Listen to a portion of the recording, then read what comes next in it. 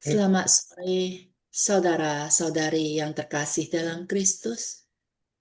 Mari kita mempersiapkan hati kita untuk mendengarkan bimbingan dan refleksi buku Harian Santa Faustina dari Pastor Agustinus Yu pada sore hari ini. Kami persilakan Pastor untuk memulai dengan doa pembukaan. Dalam nama Bapa dan Putera dan Roh Kudus. Amin. Allah Bapa di surga, terima kasih Engkau tiap-tiap hari memberikan kepada kami hari yang baru. Engkau selalu memberkati kami. Berkatilah kami saat ini yang ingin mendengarkan sabdamu melalui Suster Faustina, hamba-Mu. Semoga apa yang dia alami juga menginspirasikan kami untuk hidup kami. Bantulah kami senantiasa. Amin.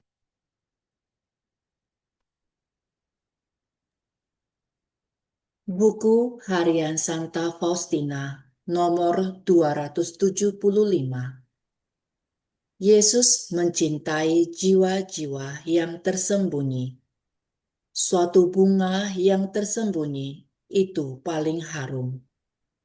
Aku harus berusaha menjadikan lubuk jiwaku suatu tempat istirahat bagi hati Yesus.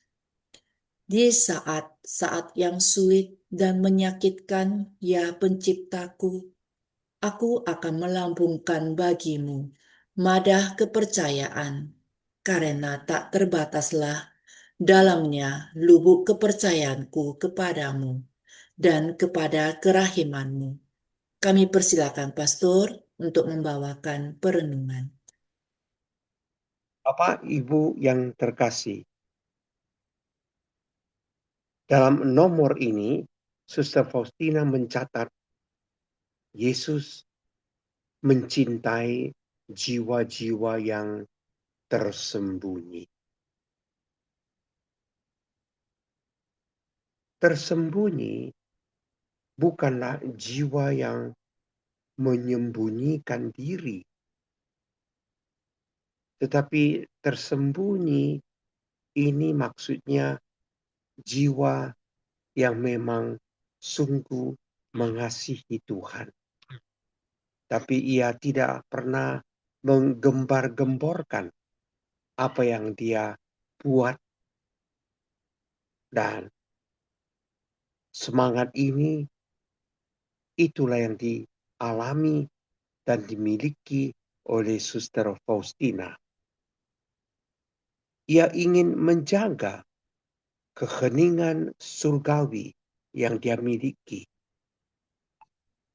daripada diusik oleh orang lain. Suster Faustina mempunyai jiwa yang rendah. Ia sangat rendah hati dan menyembunyikan diri. Hanya Tuhanlah yang tahu segala-galanya. Saudara-saudara yang terkasih, Suster Faustina juga mencatat kata-kata Yesus ini. Bunga yang tersembunyi itulah yang paling harum. Dan kita mengenal beberapa bunga-bunga yang harum, seperti bunga melati, bunga mawar, bunga lavender, sedap malam, kamboja, dan beberapa lagi. Kenapa mereka itu harum? Dan saya amati bahwa gugusan dari bunga ini banyak. Intinya ada yang paling dalam. Dan itu memancarkan keharuman yang mewangi. Demikian kita mau mengatakan jiwa yang tersembunyi, batin yang tersembunyi, jiwa yang segar, rendah hati, itu tercium amat harum. Dan ini memang mempengaruhi secara spiritual keluar hingga orang dapat merasakannya. Suster Faustina berusaha menjadikan lubuk hatinya menjadi suatu tempat istirahat bagi hati Yesus. Membaca itu, saya langsung terbayang akan riwayat Santa Teresia dari Lisieux atau Santa Teresia dari kanak-kanak Yesus. Teresia dari kanak-kanak Yesus ini amat mencintai Yesus. Dan pada satu hari ia berkata kepada Yesus, Yesus, sambil melihat salib, engkau telah tergantung lama di salib. Pasti engkau telah capek dan sakit. Yesus, turunlah dari salibmu dan istirahatlah saat ini di tempat tidurku. Lalu dia naik di atas tempat tidur. Ia mengambil salib Yesus yang tergantung di dinding. Lalu ia merapikan tempat tidurnya, menaruhkan Yesus di situ, di tempat tidurnya. Dan dia berkata kepada Yesus, Yesus, tidak usah lagi bergantung-gantung di atas salib. Tidurlah di tempat tidurku ini. Hari ini dan seterusnya, saya akan bekerja demi nama-Mu. Engkau beristirahat di sini, biarlah saya mengambil semua kecapeanmu yang ada. Engkau istirahatlah di sini. Lalu Teresia keluar dari kamarnya. Ia mulai menyuci, ia mulai menyapu, bekerja di kebun, apa saja pekerjaannya. Tapi tiap-tiap kali ia bekerja, ia ingat, aku bekerja untuk Yesusku, Tuhanku, yang sedang beristirahat di tempat tidurku. Maka kita melihat kalau Teresia menyapu, ia menyapu dengan sangat bersih. Sudut-sudut pun ia sapu dengan baik. Kenapa? Karena ia ingat ia bekerja untuk Yesus. Yesus yang bekerja, yang sedang istirahat di tempat tidurnya. Begitulah kita melihat hati Teresia tiap hari, tiap membari, mencintai Yesus yang sedang beristirahat di tempat tidurnya. Segala-galanya, karyanya diarahkan kepada Yesus. Yesus tersembunyi di dalam hatinya. Yesus sungguh mencintai Teresia dan Teresia mencintai Yesus yang tersembunyi itu. Di lain waktu kita melihat saudara-saudara kekasih. Suster Faustina juga menulis ini. Bukan hal-hal yang sulit, yang menyakitkan. Aku akan melambungkan madah kepercayaanku kepadanya. Suster Faustina tidak takut. Suster Faustina tidak takut bila ia mengalami kesulitan. Faustina tidak putus asa bila ia itu disakiti orang. Ia tabah. Ia tahu Yesus ada di dekatnya. Dan Yesus yang ada itu selalu menjaga dia. Maka dalam kehidupan Suster Faustina, ia itu sangat menyerahkan diri. Ia menyerahkan diri pada Yesus. Karena di dalam Yesus ada kebahagiaan sejati. Dan Faustina juga Ibu Tresia tahu bila mereka itu mulai lemah, Tuhan akan memperlihatkan kekuasaannya, menolong dia. Dalam doanya, Tresia pun selalu berdoa.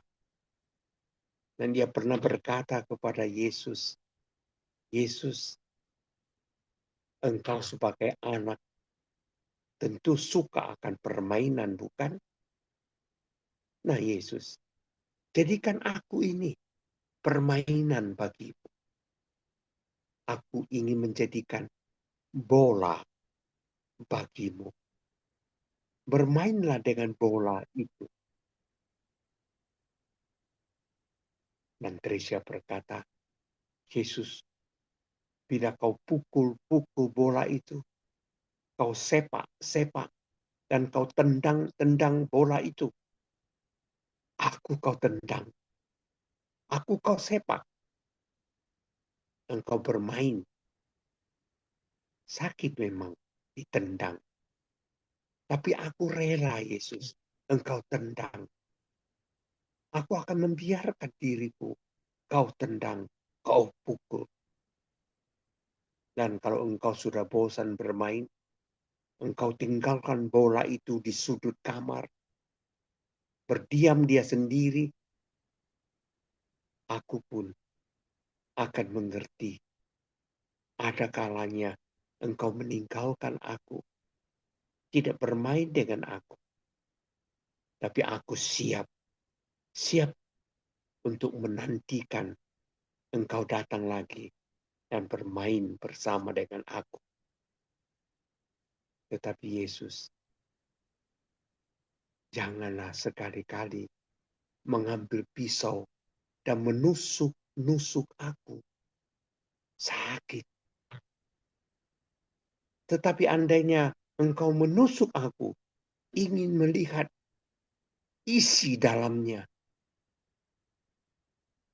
Biar sakit, aku akan membiarkan engkau melihatnya. Yesus, aku berlindung padamu, karena engkau sangat baik bagiku.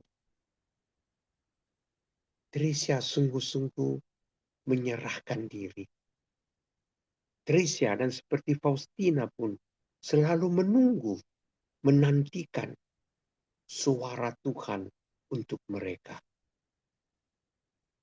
Kepercayaan Faustina, kepercayaan Tresia terhadap Yesus amatlah besar.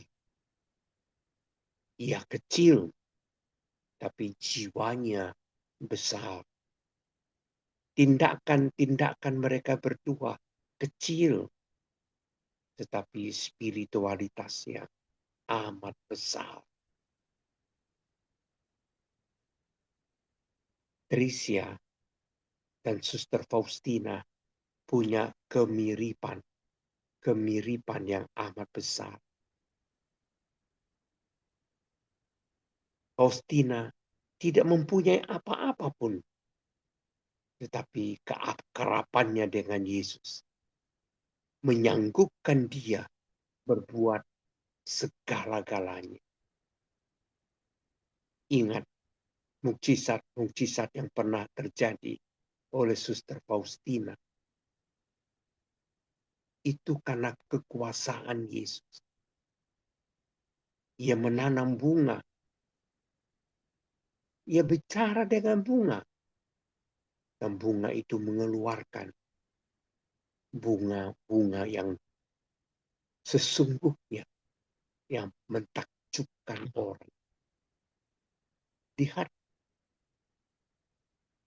keadaan Suster Faustina amat sederhana. Ia sendiri menulis dalam riwayat hidup. Ia baru sekolah sampai 3 SD. Tetapi yang membuat dia besar apa? Yesus. Yesus mengangkat anak yang baru SD kelas 3 itu menjadi sekretarisnya. Suster Faustina, suster yang biasa. Tetapi Suster Faustina mencahayai seluruh dunia ini dengan ajaran dan teladannya. Tuhan yang ada itu tersembunyi dalam hati. Ia menjadi bunga yang harum, membuahi, menyinari segala-galanya. Itulah Suster Faustina. Suster Faustina, doakanlah kami. Amin.